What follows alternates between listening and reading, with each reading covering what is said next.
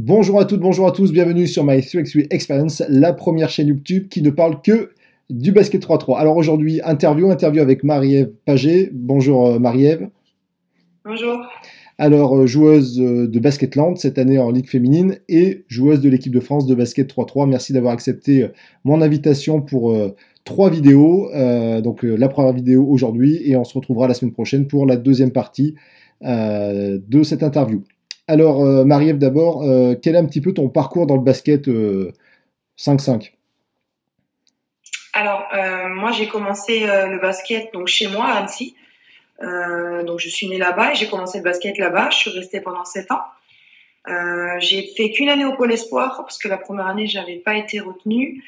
Et donc, j'ai fait une année au Pôle Espoir à Voiron et du coup, j'ai changé de club. Je suis allée à Chelles-les-Eaux où je suis restée 4 ans où j'ai fait aussi mon centre de formation donc après le Pôle Espoir. D'accord. Ensuite, je suis partie parce que le club a coulé. Je suis restée 3 ans à Nice, où j'ai joué en Ligue 2 et en Ligue féminine. Après, je suis partie à Angers pour 2 ans, où j'ai côtoyé, j'ai pu faire ma première expérience en Coupe d'Europe. Ensuite, j'ai fait 2 ans à Charleville, où j'ai pu donc avoir une expérience en Euroleague. Et depuis cette année, je suis à Basketland. Et au niveau des équipes de France, est-ce que tu avais été sélectionné pour des équipes de France U16, U18? Oui, alors j'ai fait toutes les sélections équipe de France, sauf U18 où j'ai pas été retenue. Et j'ai fait aussi partie de l'équipe de France à prime de 5-5. D'accord. Et comment tu pourrais te décrire, toi, comme basketteuse, donc meneuse plutôt de jeu, et quel est un petit peu ton style de jeu? Moi, mon style de jeu, je suis plutôt une meneuse, ce qu'on peut vulgariser, ou ce qu'on peut dire maintenant, plus organisatrice. Je suis plus, moi, mon point fort, c'est de jouer pour l'équipe et de mettre en valeur mes coéquipières.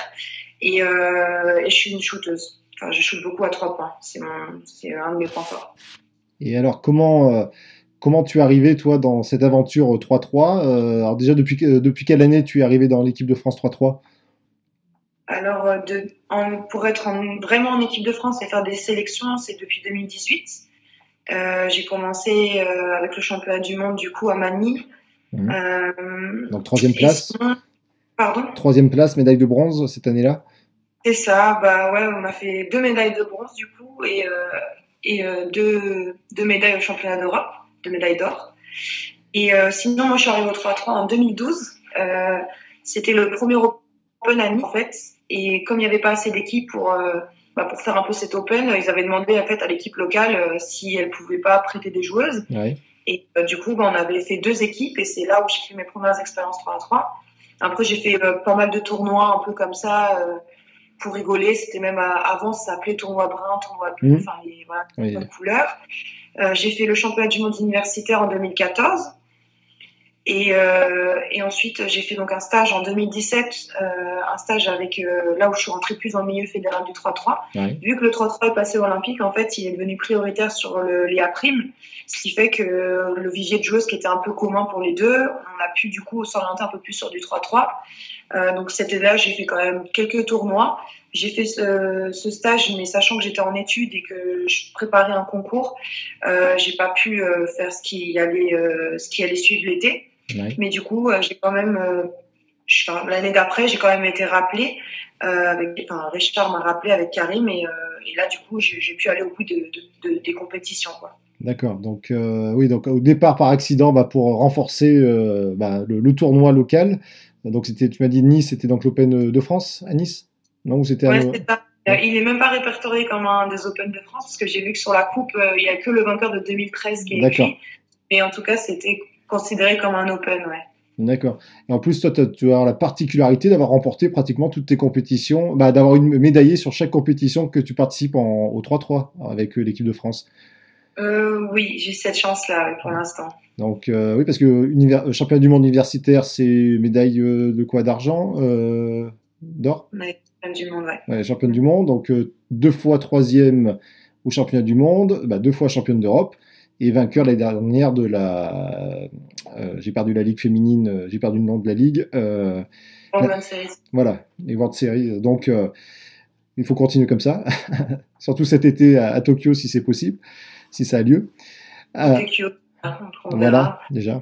Il n'y a même pas eu l'équipe encore d'annoncer officiellement, donc on en est encore un peu tous dans le flou, quoi. C'est ça, voilà. Pour ceux qui regarderaient la vidéo plus tard, on est en plein coronavirus, pardon, et donc on ne sait pas quand est-ce qu'aura lieu le TQO, s'il aura lieu, et si les Jeux Olympiques seront cet été ou s'ils seront reportés. Voilà. Toi, par rapport donc à l'année dernière, donc World Series gagné, championnat d'Europe gagné, troisième au championnat du monde. Quel bilan tu fais ou vous faites au niveau de l'équipe de cet été? Bah, on peut dire que le bilan il est plus que positif, vu qu'on a remporté 2 des 3 compétitions. Après, c'est ce que je me dis aussi, c'est que pour avoir fait une médaille de bronze l'année d'avant, au championnat du monde, j'étais vraiment venue pour faire mieux. Et le fait d'avoir perdu en demi-finale et d'avoir quand même gagné cette médaille de bronze, alors on est quand même contente parce que ça reste une médaille, ça reste quand même une belle performance.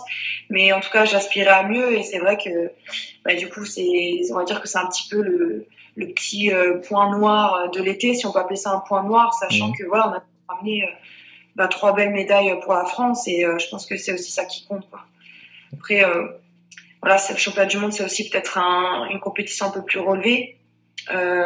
Quoique le championnat d'Europe est quand même vraiment relevé aussi, mais en tout cas c'est au début de l'été, donc c'est vrai que voilà, on manquait un peu peut-être d'automatisme, ou en tout cas tout le long de l'été on a pu progresser, et ce qui fait qu'à la fin on gagne, mais voilà, bon. Ça reste une très belle médaille de bronze sur laquelle je ne cracherai pas, évidemment. Alors Marie-Ève, merci pour cette première partie de vidéo. Pour ceux qui veulent voir la suite, ben, c'est la semaine prochaine. Voilà, n'oubliez pas de vous abonner, de liker et de partager cette vidéo. Et je vous dis à la prochaine. Bye bye. Bye.